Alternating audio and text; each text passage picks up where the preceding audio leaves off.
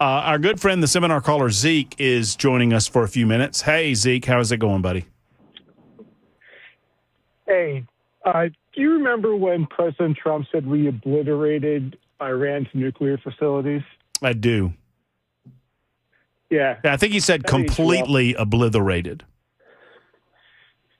Yeah, it aged pretty well, right? Or it's just another lie. It's just another lie, not a big deal, right? Well, define obliterated.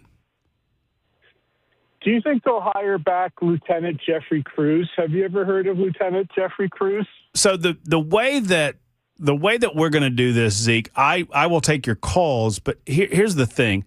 I want to have conversations, and I'm willing to entertain your position on any number of issues. But if you just don't respond to the conversation that we're having and you continue to go down your seminar list of comments and whatever, then we're not going to do this anymore. And I'm just being honest with you. You can continue to do this and get whatever jollies you get out of this, or we cannot. That's completely up to you. That's fine.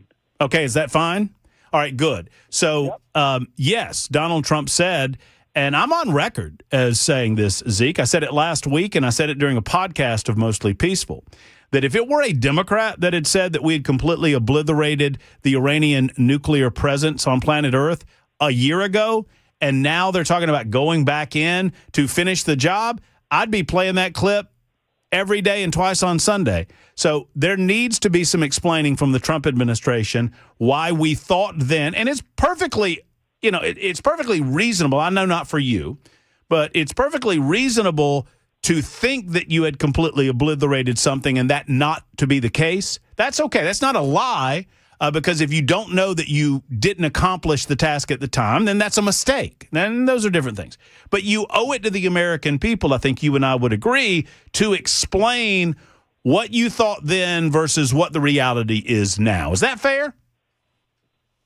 Yeah, Donnie always apologizes for his mistakes. Yeah, I say, is that fair? I say, is that fair, what I just said to you?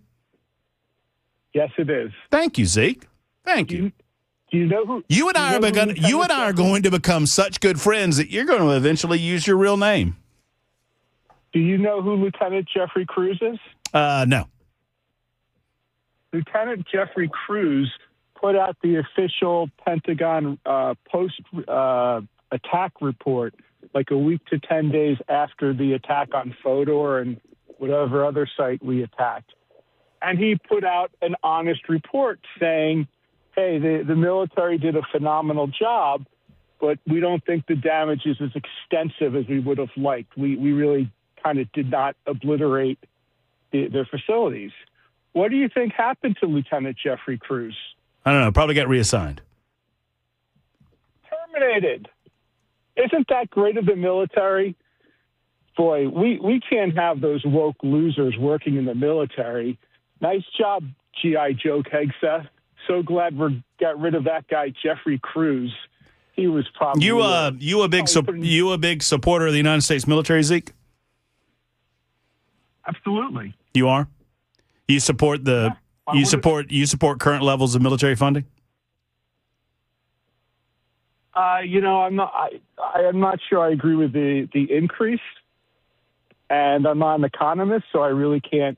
I have no. I mean, you don't approve of the massive overspending of the Trump administration from a budgetary standpoint, obviously. Correct. So you agree with me that military spending increasing in the manner that it has is problematic? I would imagine so, but again, I don't know what it. I'm not trying to. By the way, I'm not trying to trap you. I'm just trying to talk to you. Yeah, well, we can always take that excess money and just give it to ICE, since they're like the second largest military in the world now, I think. Immigration and Customs Enforcement is under the Department of Homeland Security, which was a law that was passed in the aftermath of 9/11. And it basically took Immigration and Naturalization Services and converted it to Immigration and Customs Enforcement. So Immigration and Naturalization Services pre-existed 9/11. And so we've always had a federal enforcement arm for naturalization and immigration purposes, but you probably already know that. Thank you, Zeke, for the call. Tried to give you enough time. 53 after the hour, Super Talk 99.7 WTN.